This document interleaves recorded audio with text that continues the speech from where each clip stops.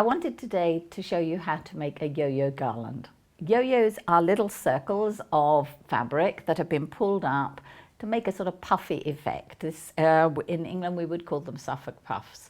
And by joining them together you could actually make a very nice Christmas garland, as is in front of me, done by a friend of mine. Lots of these little units sewn together where they butt up. You could of course extend those by putting little bits of ribbon in between. But rather than Christmas, you could use children's colours. So I've got some very pretty sort of pink and turquoise here, which I think would make a very pretty garland.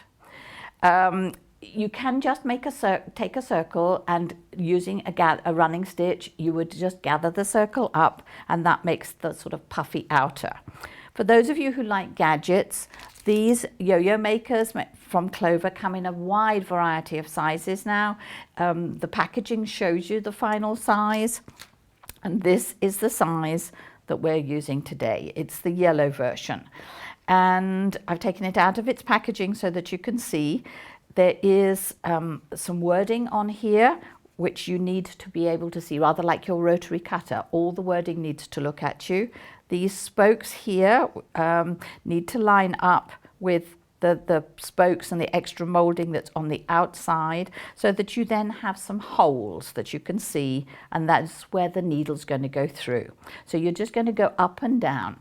The reverse of the template here has a kind of a gap, rather like stencils do, so that the thread will pull through.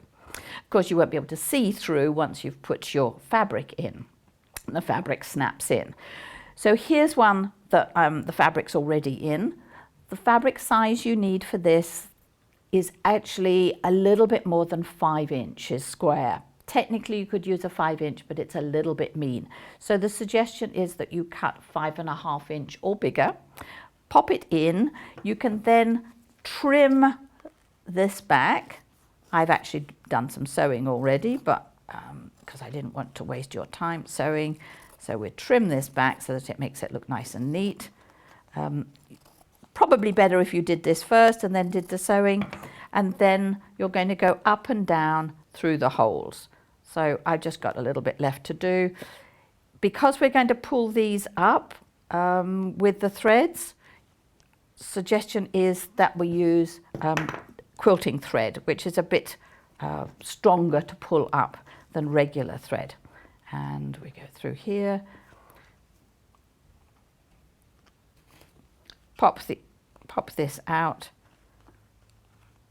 It should just come off the edging here. There you go. And we've got this thread just to pull up, and there is your little bonnet made really quickly. As I say, you don't need a gadget to do this. People who that was the little bit that I didn't trim off. So there's your little bonnet. Fiddle about with it so that it looks nice, and that's this little guy at the back. To neaten off the middle of these yo-yos, my friend Valerie has taken some other little pieces of fabric. She's chosen something to draw around. She's decided that this is the size. Some of them have been pinked so that they look nice.